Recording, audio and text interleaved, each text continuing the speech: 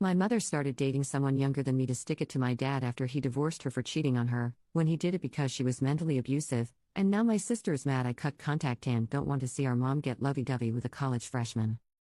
I need to talk about this, but how to start this, other than to say, my dad is not an angel either, but when it comes to his kids he at least made an attempt to be there for us.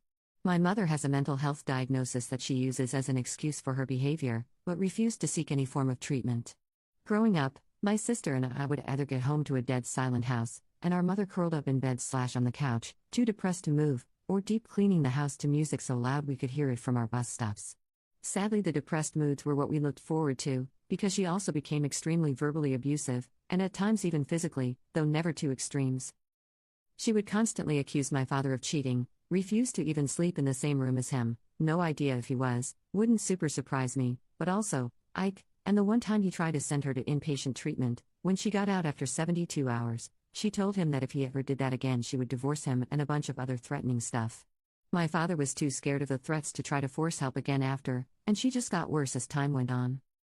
Eventually, when I was 16, and my sister was 14, we heard her screaming on the phone that she was going to kill herself in front of us. I got us out of the house, and took her swimming at the creek near our house because at 16 I had no clue what else to do.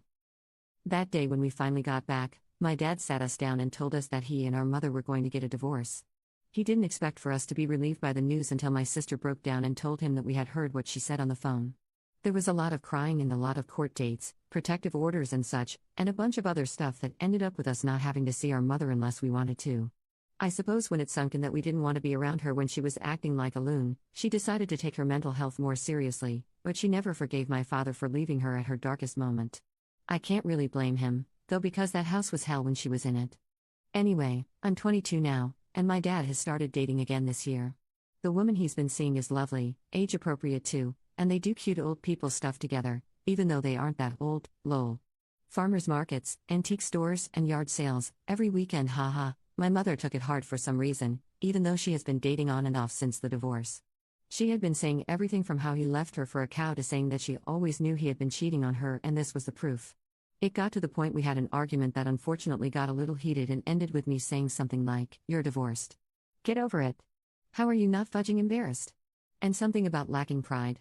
All of which I ended up apologizing for, because even if I think I was right, I do, it was a pretty cruel thing to say. Cut to less than a month after that argument and she starts showing off her new boyfriend, who happens to be closer to my sister's age than hers. I am well aware this relationship is meant to be a middle finger to my dad, but I can't help it. It's fudging gross. It's fudging gross, dude. This guy is younger than me, and is playing house with my mid-50s mother? It's weird, and predatory, and gross. But, he is a legal adult, and there's really nothing I can do about it. Anything I could say to my mother would turn into a game of so it's okay for your dad to date but not me? As if dating is the thing that's fudging appalling about it.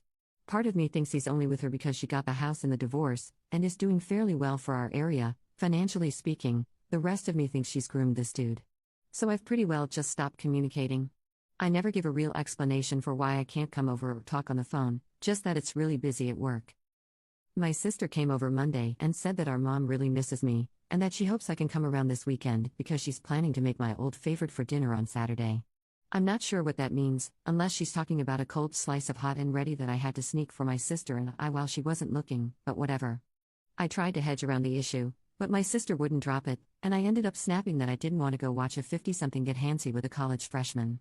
My sister ended up looking absolutely shocked by this and asking if I was serious.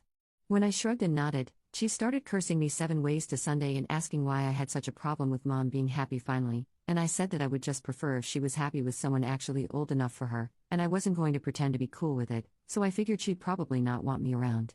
My sister ended up hitting me, getting herself barred from my place in the process, and now my mother has been sending woe is me texts and voicemails of her crying and asking if I hate her, and all this other crap I just can't deal with.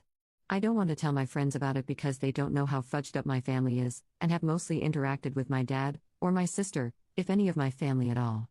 Sorry for the length, but I feel better already just getting it out, haha. Thanks for reading, if you did. Commenter: you sound exhausted. Can't you cut off contact for a while to give yourself a break? Commenter 2, Mom. No contact, sis. No contact, Dad. Low contact, you, therapy. Update. Hi.